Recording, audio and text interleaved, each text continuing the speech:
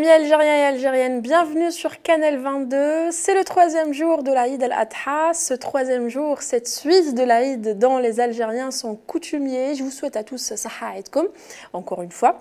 L'Aïd al-Adha revient cette année dans un contexte particulier, crise politique et sociale. L'Aïd marqué par des prix exorbitants du mouton. La moyenne du prix du mouton de l'Aïd al-Adha en Algérie a atteint les 477 $, soit 69 900 dinars algériens. Le pays occupe la deuxième position du classement des prix les plus élevés du mouton dans le monde arabe. Les détenus d'opinion, oui, cette question est un sujet omniprésent dans nos émissions. La libération des détenus d'opinion devait apporter la joie dans les cœurs de leurs familles, mais malheureusement, seuls 7 détenus ont quitté la prison jusque-là. Les familles attendent devant les prisons dans l'espoir de voir libres leurs enfants et proches, puisque le président de la République, Abdelmadjid Tebboune, a ordonné une grâce présidentielle au profit de plusieurs catégories de prisonniers, dont les détenus d'opinion. Autre élément qui marque l'Aïd de cette année, c'est la cherté des prix des billets des vols à destination d'Algérie. Tout le monde s'accorde à dire que les prix des billets pratiqués par la compagnie aérienne opérant en Algérie sont les plus chers au monde. Et c'est souvent la compagnie publique Air Algérie qui est pointée du doigt en raison de son quasi-monopole dans le ciel algérien. C'est dans ces conditions que les Algériens d'Algérie, en tout cas, ont fêté l'Aïd al-Adha. Pour discuter de ce sujet, notamment la crise politique actuelle et sociale, j'ai le plaisir d'accueillir à l'antenne Azdine Toumi, activiste politique, et Zaki Hennache, militant et défenseur des droits humains, qui va nous rejoindre, je pense, vers la fin de cet épisode. Azdine Toumi, bonjour. Bonjour, chère Madame Amira, bonjour à tous les téléspectateurs, bonjour à votre équipe et merci pour votre invitation. Merci beaucoup, merci à vous d'avoir accepté de participer avec nous. Monsieur Azdine Toumi, le président Abdelmadjid Tebboune a recommandé des mesures d'apaisement au profit des jeunes poursuivis pénalement et placés en détention pour avoir commis des actes d'attroupement et des faits annexes. Donc, j'en déduis les détenus d'opinion. Est-ce qu'il y a eu un réel apaisement, Azdine? D'abord, je profite de cette occasion pour présenter mes meilleurs vœux pour l'Aïd al-Kbir, pour vous, pour tous les Algériens ici en Algérie ou ailleurs, et je leur présente mes meilleurs vœux. Revenons à cette entre guillemets, à cette initiative qui, en la regardant de près, on verra clairement que c'est une énième manœuvre du pouvoir. Sinon, pourquoi il y a cette différence entre la volonté de faire quelque chose et de faire quelque chose? Le pouvoir, s'il avait cette volonté de libérer ces jeunes, ces détenus d'opinion aux politiques, d'arrêter les poursuites, etc., et il pouvait le faire sans faire toute cette propagande médiatique et tout ce débat autour de cette initiative Lemcheml. Il aurait pu les libérer parce qu'ils sont libérables et parce qu'ils ne devraient pas être déjà en prison, parce que ces jeunes-là ou ces hommes politiques ou ces activistes des droits de l'homme, etc., ont simplement osé, entre guillemets, exprimer leurs avis, exprimer leurs idées par rapport à la situation politique, par rapport au pouvoir en place et par rapport aux questions politiques de l'actualité. Donc, je pense que si nous regardons aujourd'hui ce qui se passe sur le terrain, les arrestations ne se sont pas arrêtées, les poursuites ne se sont pas arrêtées, les procès sont toujours là, les poursuites judiciaires à l'encontre de ces jeunes ou de ces hommes politiques, elles continuent à exister. Donc, je pense que si on regarde les actes, on voit clairement que le pouvoir ne fait pas ce qu'il dit, qu'il est toujours au niveau de paroles, de slogans et de mensonges. Azdine Toumi, le nombre des détenus d'opinion libérés jusque-là reste timide. Donc, selon vous, ça remet en cause les intentions ou les mesures d'apaisement du gouvernement? Peut-être que le pouvoir, pourquoi d'abord le pouvoir avait lancé d'abord l'idée avant de faire des actes. Peut-être qu'il cherchait à voir combien cette initiative pouvait séduire la population, séduire les hommes politiques, séduire les activistes et séduire les opposants politiques. Je ne sais pas, mais peut-être qu'il était dans cette perspective. Et en voyant que cette initiative n'a pas suscité de l'intérêt parce que d'abord il n'y avait pas de lumière, il n'y avait pas assez de lumière sur cette initiative. Dès le début, il n'y avait pas de texte d'application de texte juridique, il n'y avait pas comment cette initiative pouvait être menée. Est-ce qu'il y avait des contacts? On a entendu dire qu'il y avait des activistes, des hommes politiques, des opposants qui ont été approchés par des hommes du pouvoir, etc. Donc toute cette opacité autour de cette initiative a laissé dire que c'était plus une manœuvre. Donc, il n'y avait pas un quelconque intérêt de la part de la classe politique et des opposants politiques pour cette initiative. Du coup, donc, quand le 5 juillet est arrivé, le pouvoir, en faisant ses comptes, il a trouvé que il s'est retrouvé seul sur la scène. Donc, il était devant ce choix, soit de libérer parce que de libérer ces jeunes, soit de les garder encore en plus, parce que l'objectif du pouvoir n'étant pas de libérer pour leur rendre leur liberté. Leur objectif étant de marchander avec la classe politique, avec les opposants. Si le pouvoir ne donne rien pour rien, donc il est toujours dans ce calcul-là, donc il se retrouvait dans cette situation, il a besoin peut-être encore d'un peu de temps, de marchander encore. Et moi, personnellement, je trouve que aujourd'hui, d'abord garder ces jeunes, les garder en prison, d'abord, c'est une erreur politique. Deuxièmement, vouloir faire d'eux un outil ou un objet de marchandage, ça relève complètement de l'immoralité. Azdine, vous avez employé le terme marchander et ça me tend la perche vers la question pourquoi marchander et pourquoi surtout cette ambiguïté autour de la liberté des détenus d'opinion à Azdine. Quels sont les objectifs des autorités? Les objectifs du pouvoir, c'est toujours comment manipuler le citoyen, manipuler la population, parce que il sait pertinemment que la volonté du peuple d'aller vers le vrai changement est toujours là. Il sait pertinemment que tout ce qu'il a apporté comme changement, comme étape politique, tout ce que le pouvoir a accompli, il sait pertinemment qu'il n'a pas convaincu les Algériens et encore moins la classe politique crédible. Moi, quand je parle de la classe politique, je parle toujours de cette classe politique qui résiste encore, qui est toujours en activité et qui essaye du moins de faire de l'opposition, parce que c'est beaucoup plus de la résistance. Donc, le pouvoir, il sait pertinemment qu'il n'a convaincu personne, que ce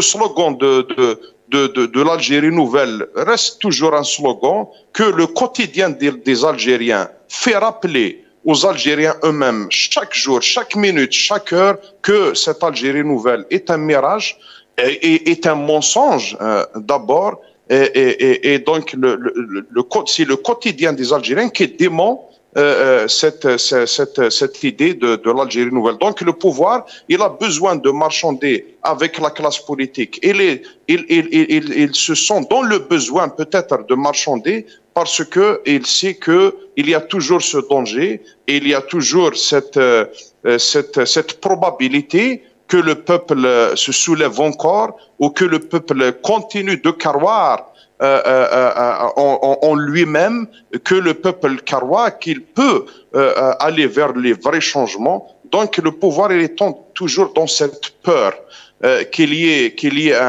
un soulèvement. Donc il garde ces jeunes pour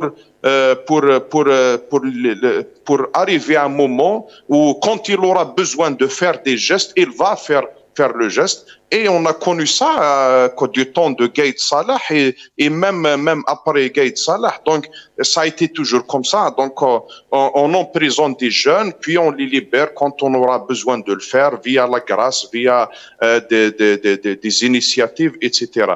Et donc, ces manœuvres-là, ces combines-là, la classe politique n'en croit plus. Le citoyen n'en croit plus, donc le pouvoir est arrivé à un point où il trouve vraiment des difficultés à aller de l'avant avec cette initiative de l'Emchem. Ça, je parle du côté apparent, du côté du Hirak, parce que il faut pas qu'on oublie que cette initiative peut-être elle est destinée à d'autres niveaux, notamment ceux qui sont dans le pouvoir, tous ces clans qui se sont disons, retrouvés face à face depuis le début du Hirak. Donc, il y a cette volonté du pouvoir à faire de l'ordre à l'intérieur de lui-même, à retrouver l'équilibre, à essayer de coller les morceaux. Et donc, il y a la partie apparente qui est soi-disant destinée aux hirakistes et aux opposants politiques. Il y a toute une autre partie qui est destinée au pouvoir lui-même, à ces sphères qui tournent autour. Azdine Toumi, rappelez-nous les partis politiques qui ayant participé à cette initiative de l'Emchem.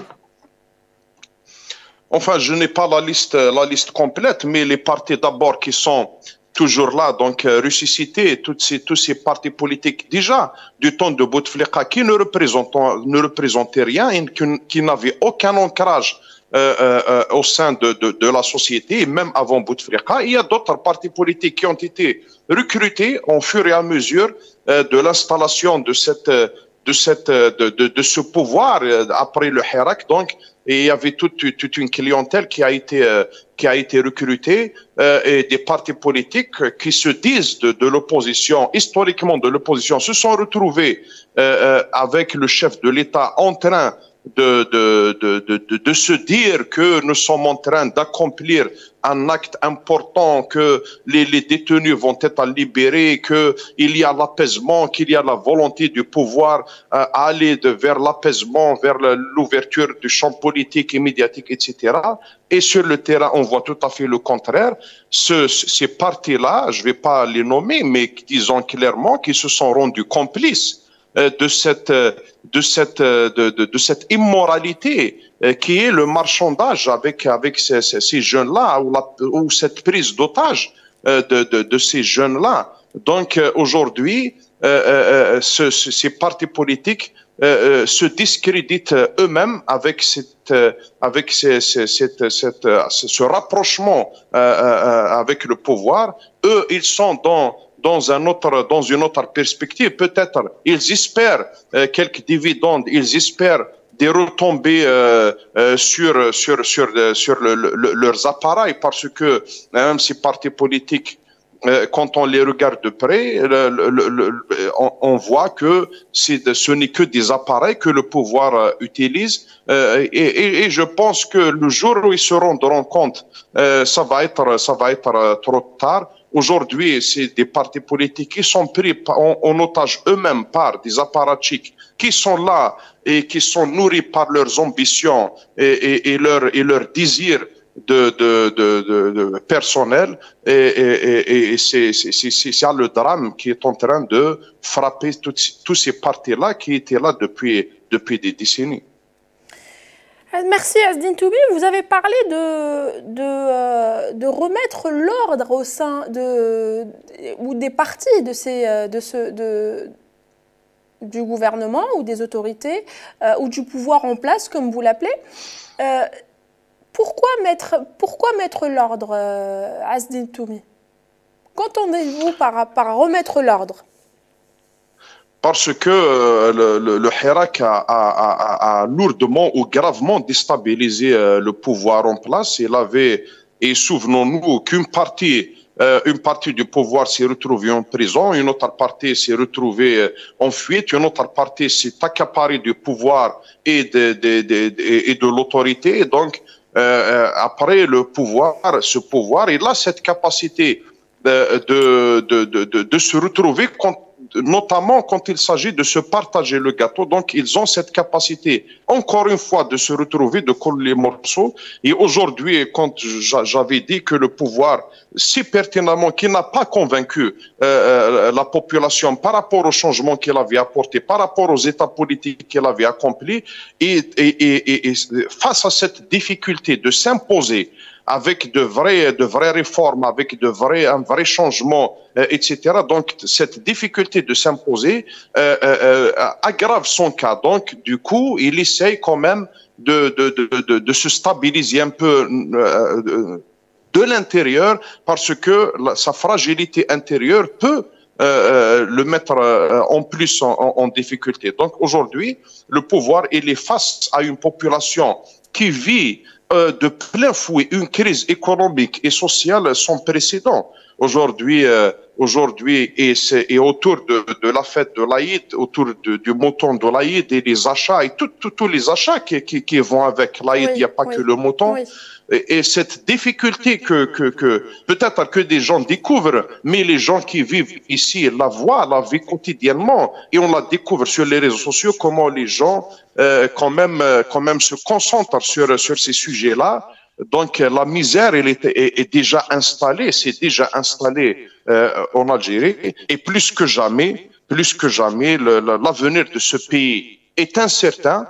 C'est un avenir qui est exclusivement lié au prix des hydrocarbures, et tant que les prix des hydrocarbures sont corrects, donc quand même l'Algérie arrive à survivre, mais si ces prix s'effondrent, ça va être difficile. Personne ne sait comment les choses vont évoluer. Aujourd'hui, avec ce monde sans pitié, avec un monde plein de dangers, aujourd'hui, un pays pour faire face à tous ces défis nouveaux qui sont liés à la crise du Covid ou qui sont liés à la guerre en Ukraine et autres. Mais tous ces défis ne laissent pas les choses à l'approximation ou l'improvisation. Il faut avoir des reins solides, il faut être un pays solide, il faut avoir des bases solides.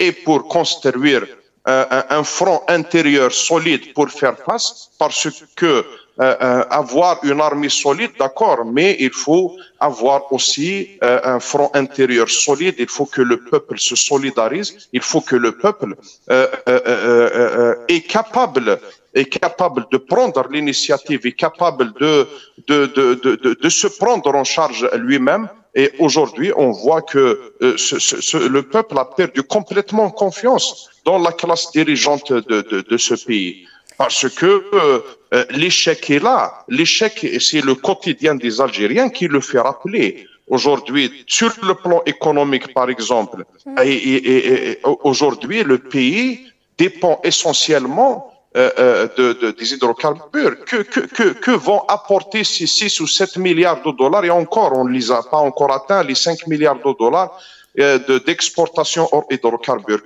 Qu'apporteront Monsieur Asdine, vous avez parlé des revenus des hydrocarbures en Algérie.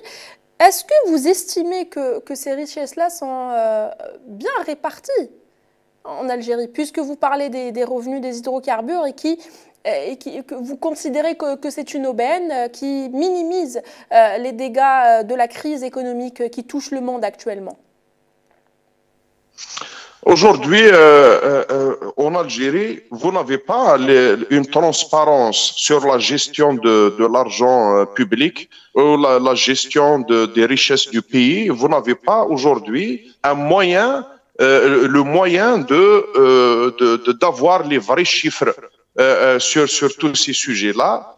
Même sur l'importation ou les exportations, il y a toujours un flou. Le pouvoir, il garde toujours un flou, il garde la marge. Et c'est là où lui, il aime manœuvrer et il aime manipuler. Mais ce que nous retenons, c'est les investissements qui sont faits sur place. En tout cas, tous les grands investissements qui ont été faits dans cette dernière période, c'est des investissements qui sont liés aux richesses souterraines c'est-à-dire c'est l'exploitation pure et simple de tout ce que possède l'Algérie comme richesse souterraine, hydrocarbures, phosphates, fer, or et autres. Mais sur le plan de la création d'investissements, aujourd'hui, on voit que les investisseurs, ils sont déjà en difficulté. Il y a des investisseurs qui étaient là depuis 20, 30 ans et qui sont en difficulté aujourd'hui. Il y a des gens qui perdent leurs emplois, il y a des usines qui ferment et le pouvoir s'accroche aux chiffres. Il ne parle que de ce qu'il crée. Aujourd'hui, vous créez 1000 sociétés, mais d'ici une année, vous avez la fermeture de 600 ou 700 sociétés. Donc, le pouvoir, il est dans dans cette logique de chiffres. Donc, combien on a créé, combien on a importé, combien on a exporté, combien on a d'excédents, etc. Mais tout ça, c'est une économie de façade. C'est pour juste créer une façade pour l'intérieur et pour surtout l'extérieur, pour dire que nous sommes en train de faire quelque chose. Mais sur le terrain, il n'y a pas d'investissement qui peuvent créer la richesse. Et on le voit clairement aujourd'hui, même dans les chiffres qu'ils donnent, que l'Algérie, elle dépend exclusivement ou essentiellement, ne serait-ce que plus de 90% des hydrocarbures. Merci Azdine Toumi. Quelles seraient les initiatives populaires, éventuelles initiatives populaires en Algérie qui pourraient mener à de réels changements selon vous, Azdine Toumi? Il faut que le pouvoir arrête de s'imposer avec la force. Il faut laisser le terrain à la politique. Il faut ouvrir le champ politique. Il faut laisser les Algériens, notamment les jeunes ou les moins jeunes, de prendre l'initiative politique. Il faut laisser les gens s'exprimer, exprimer leurs idées, exprimer leurs avis. Il faut laisser les dons, c'est-à-dire de cette jeunesse, s'exprimer à travers tous les domaines, dans la littérature, dans l'industrie, dans la politique, dans l'économie, dans l'art, etc. Donc il faut laisser les gens s'exprimer, il faut ouvrir le champ médiatique à tout le monde, aux opposants et même ceux qui sont acquis au pouvoir, mais en tout cas qu'il y ait de vrais débats sur toutes les questions. Aujourd'hui, les questions essentielles pour l'avenir du pays, elles ne sont pas débattues dans le terrain. Le pouvoir, il impose un certain débat qu'il fait lui-même avec lui-même. Il ramène sur ses plateaux des soi-disant spécialistes et khobara, etc., auxquels il pose des questions et les réponses sont du même côté, la question du même côté, etc. Aujourd'hui, les Algériens n'ont pas cette chance de débattre ces questions qui sont essentielles pour l'avenir de notre pays. Ce peuple et cette jeunesse, elle avait apporté la preuve à travers le Hira qu'elle est capable d'aller de l'avant, qu'elle est capable de relever les défis. D'abord, le défi de se sortir de ce sous-développement que vit notre pays. Aujourd'hui, tous les classements à tous les niveaux, que ce soit de l'université, de la santé, de l'éducation, à tous les niveaux, nous sommes en train d'avoir les dernières places du classement. Sur la question de l'Internet, l'accès à l'eau, le pouvoir d'achat, etc. Sur toutes ces questions-là. Le peuple algérien a la capacité d'aller de l'avant. Il a la capacité de construire cette Algérie que lui-même veut et que nos ancêtres, Shuhada et Moudjahidine, ont voulu construire. Donc il faut donner la chance à ce. Aujourd'hui, le pouvoir, il impose un certain confinement politique et sécuritaire où tout est sécuritaire. Dès que vous donnez votre avis qui est différent et qui s'oppose au pouvoir, immédiatement vous serez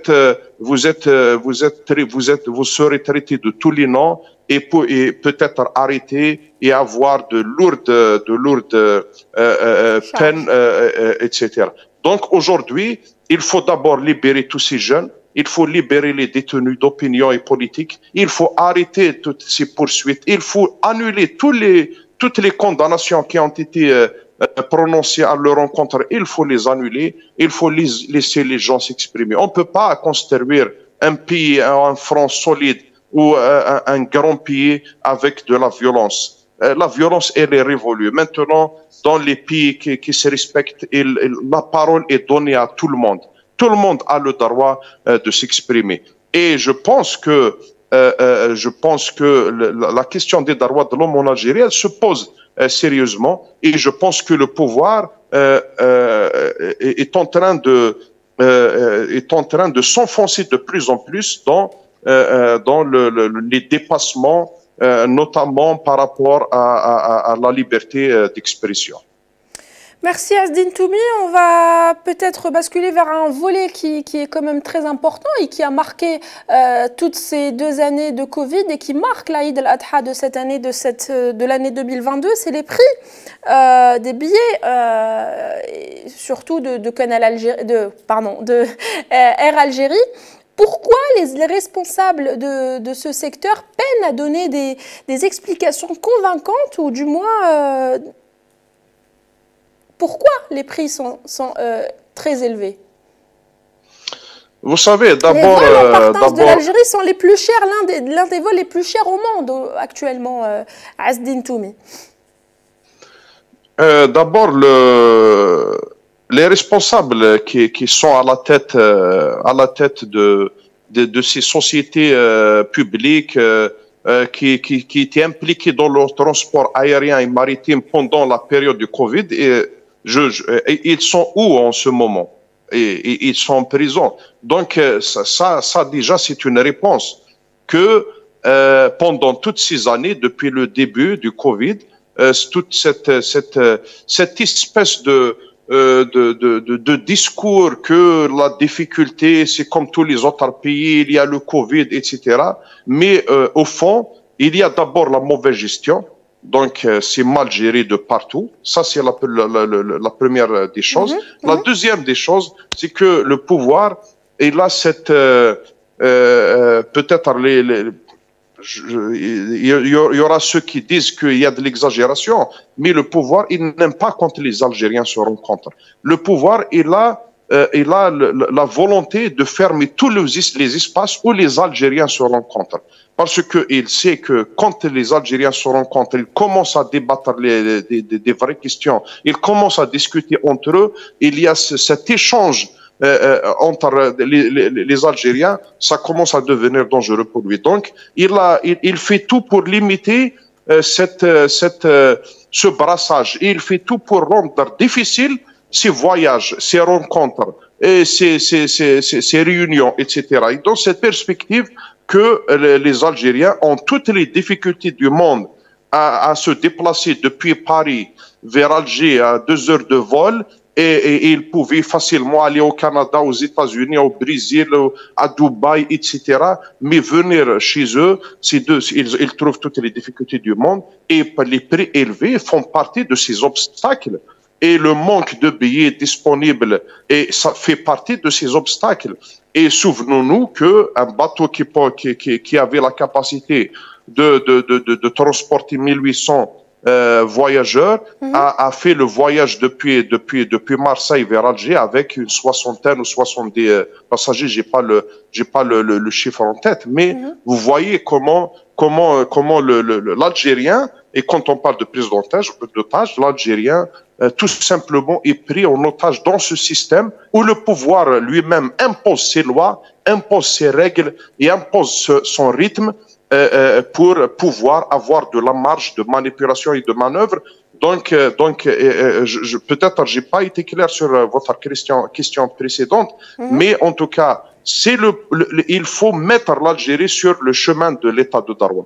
On ne peut pas construire un grand pays sans passer par ces changements démocratiques pour aller vers un état de Darwa où la justice sera indépendante, et avec le Hirak, et c'est ça les points positifs du Hirak, maintenant tous les Algériens, ils connaissent ce chemin. Tout le monde sait qu'aujourd'hui, la justice elle est instrumentalisée, le champ médiatique il est fermé, le champ politique il est fermé, il n'y a pas d'agrément pour les partis politiques, il n'y a pas le Facebook, les réseaux sociaux sont étroitement suivis par les services de sécurité. Donc on ne peut pas s'exprimer ni sur Facebook, ni ailleurs, ni dans la rue, etc. Et toute cette fermeture certainement n'aboutira pas à la construction d'une Algérie nouvelle ou à la construction d'une grande Algérie comme l'a souhaité nos ancêtres et comme nous la souhaitons nous-mêmes.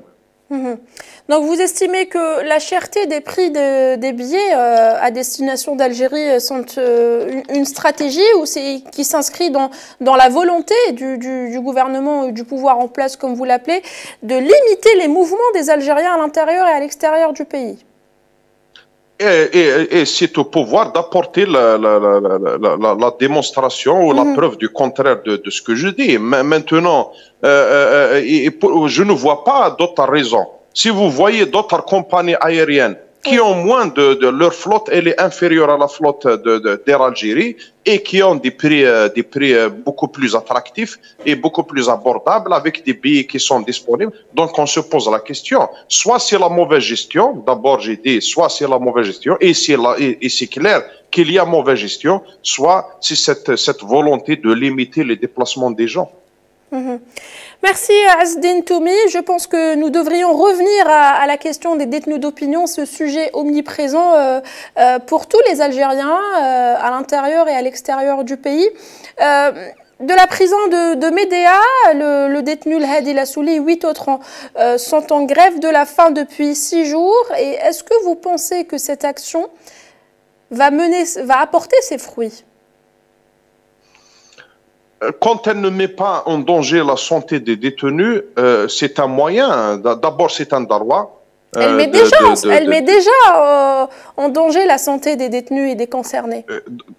Donc j'imagine le désarroi dont se trouvent ces détenus qui ne trouvent plus le moyen de faire comment dirais-je de mener leur combat que de faire cette grève de la faim, parce que faire grève de la faim, ça veut dire que toutes les portes sont fermées, que leur cri de détresse n'est pas entendu. Donc ils vont vers ce moyen qui est dangereux sur leur santé. Moi, je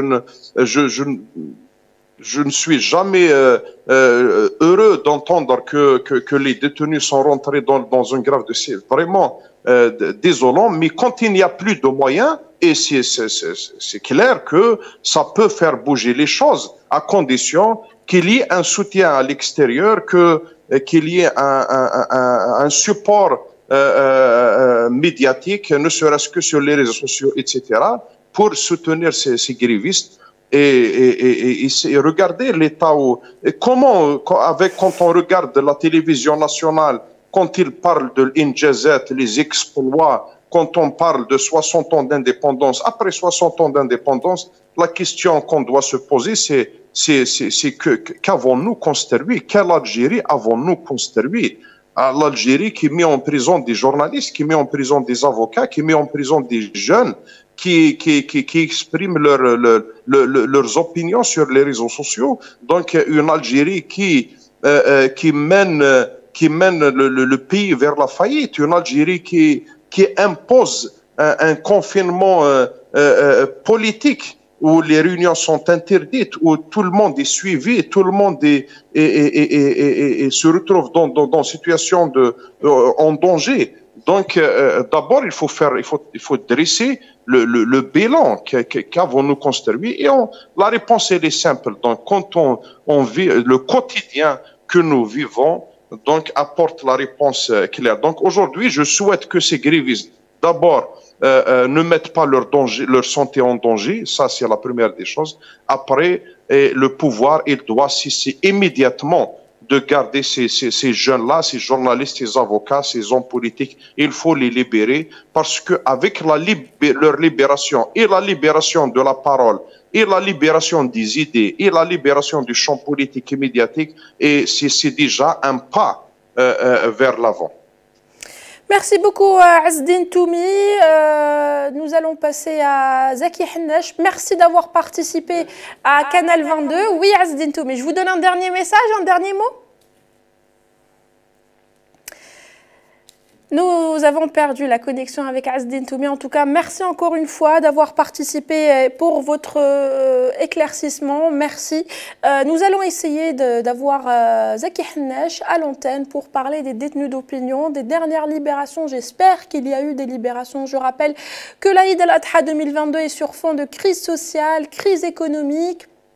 C'est le 3e jour de l'Aïd et cette année, cette fête sacrée chez les Algériens revient dans un contexte particulier marqué par les prix exorbitants du mouton. La moyenne du prix du mouton de l'Aïd al-Adha en Algérie a atteint les 477 $, soit 69 900 dinars. Le pays, l'Algérie, occupe la 2e position du classement des prix les plus élevés du monde arabe, selon une étude de Al Arabiya. Les détenus d'opinion aussi est un sujet omniprésent. Les familles attendent la libération de ces détenus. Depuis des jours, seuls 7 détenus ont été libérés jusque-là. Et nous avons Zaki Hennache à l'antenne.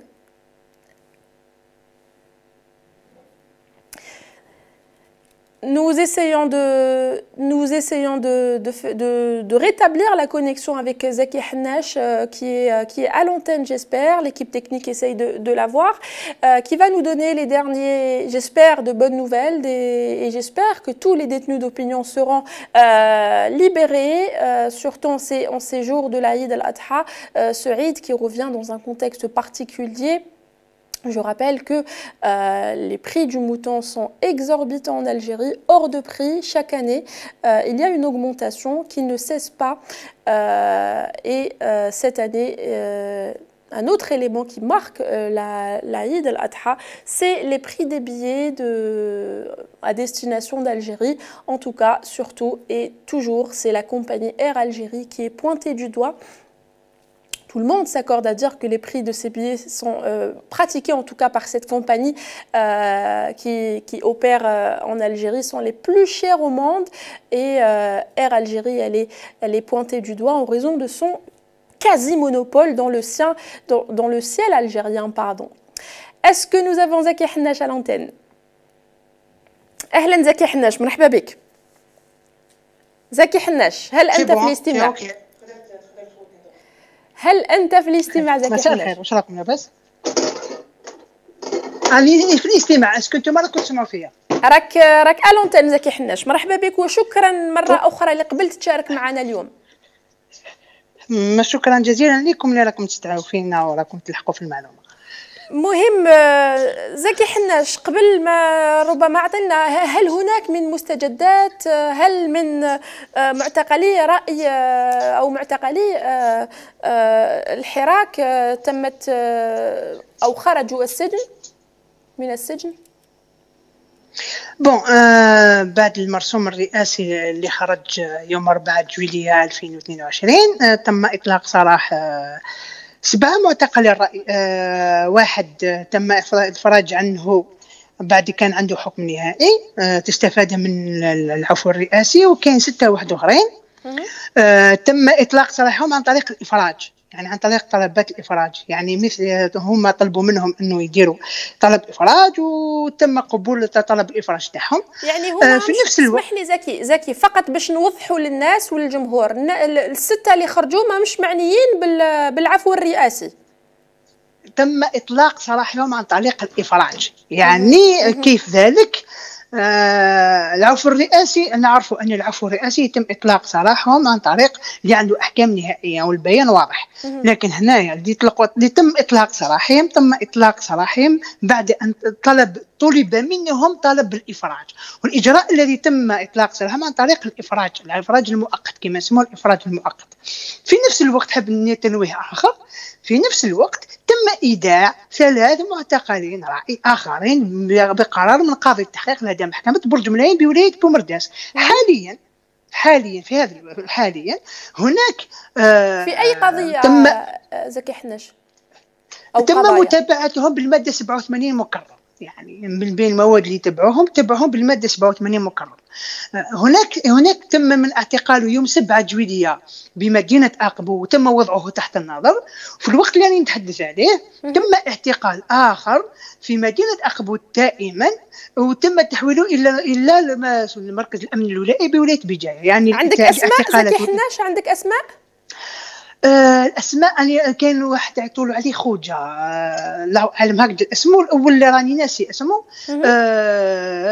يعني حاليا يوجد واحد موضوع تحت النظر، والاخر تم اعتقاله وتحويله الى مركز الامن الولائي في بجايه. يعني الاعتقالات والاذاعات والمتابعات القضائيه راهي يوميه، يعني نسق الاعتقالات والمتابعات القضائيه راهي نفسها. هناك تنويه اخر حب ننوه ايضا انه هناك قضيه في المسيله، انه ان قاضي تحقيق لدى محكمه المسيله قرر احاله ملف معتقلي الراي امام قسم الجناح. تقوم النيابه بالاستئناف، وغرفه الاتهام لدى مجلس قضاء المسيله قررت رفض امر قاضي التحقيق واحاله الملف الى محكمه الجنايات، وهذه سابقه ايضا. يعني هناك قرارات قضاة التحقيق أن قرروا انتفاء وجدها والدعوة في الجنايات وإحالة الملف أمام الجناح. لكن هذه المرة في مسيلة قررت النيابة استئناف قرار قاضي التحقيق، وغرفة الاتهام قررت قرار النيابة وإلغاء أمر قاضي التحقيق بإيداع الملف في الجناح، وتم إيداع التهم ويعني الملف في محكمة الجنايات. هنا نستنتج أنه كانت هناك صحيح قبل 5 جويلية، شهر أو شهر تقريبا شهرين، هناك نوع من التهدئة. نقصت شوية الاعتقالات، نقصت الإيداعات، لكن بعد 5 جويلية رانا نشوف بليك هناك 3 إيداعات، عودة الاعتقالات. لحد الآن لا يوجد هناك غموض تام حول العفو الشامل، لأنه منذ شهرين سابقين سمعنا في الإعلام العالمي، حتى في الإعلام الوطني، حتى بعض رؤساء الأحزاب السياسية وبعض الشخصيات السياسية كانت تتحدث عن هناك عفو شامل. لحد الآن غموض تام حول هذا العفو الشامل. حتى في بيان رئاسة الجمهورية هناك بند أخير أنه تكلموا عن صياغة قانون جديد فيما يخص قانون الرحمة. لحد الآن هناك غموض تام. علاش؟ شكون راح يخرجوا ما يخرجوش؟ يعني لحد الآن هناك غموض كبير جدا حول هذا العفو الشامل. أنا كناشط حقوقي أنا ننتظر كيفاش وعلاش، الله أعلم. زكي حناش انت كناشط حقوقي، قبل ما نروحوا لنقطه التصعيد او التهدئه اللي قبل وبعد 5 جويلية، ماذا بيلو كان ذكرنا بالماده 87 مكرر، يعني ما هو محتواها؟ شوف، هذه الماده 87 مكرر كانت من قبل، يعني كانت هي قانون اجراءات في قانون العقوبات الجزائري، وهي قانون المتعلقه بالارهاب. هذا القانون كان يعني من قبل، لكن الفارق هو في جوان 2021 تم تعديل المادة. قبل جوان 2021 كانت فيها 10 فقرات، لكن بعد جوان 2021 تم إضافة 4 فقرات أخرى، وتم تعيين وتم وضع حركة رشاد وحركة الماء كمنظمات إرهابية. يعني في قانون العقوبات كل من ينتمي ولو كل من يصرح أو كل من يتضامن مع هذه الحركتين يتابع بهذه المادة. وأنا شخصيا تابعت بالمادة 84 مكرر 4، وهي المادة التي متعلقة بالإشادة بأعمال إرهابية بسبب منشور عبر صفحة التواصل الاجتماعي، هو عبارة عن إلا عن معلومة، يعني معلومة خامة. يعني الآن هناك الكثير وأغلبية متابعين بهذه المادة، وهذه المادة مادة خطيرة جدا على أساس أنها جناية، ويمكن أن مدة العقوبة تاعك تكون عقوبة قاسية وقاسية جدا. ذكرتنا وقلت أنه المادة 87 هي مادة خطيرة تستعمل للتصعيد. يعني نشوفوا أنه في وقت ولا في الايام اللي يكون الناس الجزائريين او عائلات مساجين او معتقلي الحراك ينتظروا تحرير معتقلي الحراك، نشوفوا انه كاين من جهه اخرى تصعيد، خاصه في المتابعات القضائيه فيما يخص التهم، خاصه بما انه راك تتحدث على الماده 87 اللي هي خطيره. ما هو قول المحامين زكي حناش؟ قول المحامين يعني كلامهم واضح، يعني يرفضوا المتابعات في حقوق النشطاء والمواطنين العاديين بأساس هذه التهمة. هذه التهمة أصبحت تستعمل في أغلب الملفات. كهدرنا على التصعيد، نحب ننوه برك فيما يخص التصعيد لازم نقولوا حتى 2019. يعني 2019 التصعيد كان بمراحل. المراحل الأولى كانت بالرأي، ثم بالشخصيات اللي تابعين في لأحزاب سياسية أو لتكوينات، ثم بديت بالعدد، ثم بالتهم. في الأول كانت تهم جنح، وتهم اللي سميناها تهم كلاسيكيه، وهي المسس بالوحده الوطنيه، التجمهر واهانتها النظاميه، ثم اضافوا اهانه رئيس الجمهوريه. وكانت الاحكام كانت 6 اشهر، 4 اشهر، 3 اشهر، اقصى حد هي عام او 8 اشهر كاستثناء. في 2020 تم التصعيد في عدد الاعتقالات، التصعيد في عدد الايداعات، والتصعيد حتى في الاحكام القضائيه اللي ولينا نسموها عامين، نسموها 3 سنين. لكن في 2021 تبدل الشيء. شاهدنا عدد كبير جدا من الاعتقالات، من المتابعات القضائيه، حتى تصعيد حتى في التهم. اصبحنا نشوف تهم جنايات، ومن بعد تهم الماده 87 المتعلقه بالارهاب، ثم اصبحت الادانات من 18 شهر وعامين اصبحنا نسمعوا 10 سنين، 8 سنين، 6 سنين، 5 سنين. يعني حتى التصعيد ليس فقط في عدد الاعتقالات وعدد الايداعات، التصعيد ايضا في الادانات، والتصعيد ايضا في التهم. حتى ان الناس كيكون فيها تصعيد، كان الناس تخاف على روحها. اولا كي كانوا يتهموا بالمساس بالوحده الوطنيه وبالجنح كانت الناس تقابل، لكن عندما اصبحوا الناس يتهمون بالارهاب، الارهاب فيها شقين. الشق الاول هو الاهانه، اهانه المعتقلين، وانا كنت منهم. اعتبر هذه التهمه هي اهانه لكرامة المتهم. يعني انك تتهم ما باليش، بصح كي تتهم بالارهاب هذه اهانه ليك، واهانه لعائلتك، واهانه لنضالك، واهانه لكرامتك. هذا الشق الاول. والشق الثاني هو الارهاب. يعني الادانه حتكون ثقيله جدا. يعني هنا هذه التهمه هي محاوله لبناء جدار خوف من اجل ان الشعب وان المواطن ما يهدرش. كي يسمع روحه بليك انه سيتهم بالارهاب، هنا يجبد روحه، يقول لك انا اخاف على روحي. وهذا ما نشوفه فيه. نعاود ربما شق صغير من السؤال: ما هو قول المحاميين اللي يدافعوا عن معتقلي الحراك خاصة هذه الأيام؟ زكي حناش، ربما أنت عندك معلومات.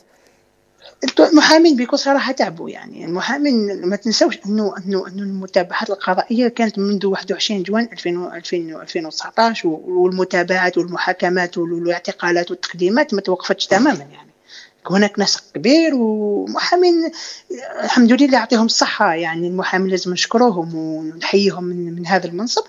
لكن المحامين مجرد شوف كانوا محامين لحد الآن راهم يناضلوا وراهم يقوموا بالواجب وفوق اللازم، لكن تعبوا بزاف لأنه المحاكمات كبيرة. وما تنساوش أن المحامين عندهم بيروات تاعهم، عندهم خدمتهم، وعندهم الكليون تاعهم.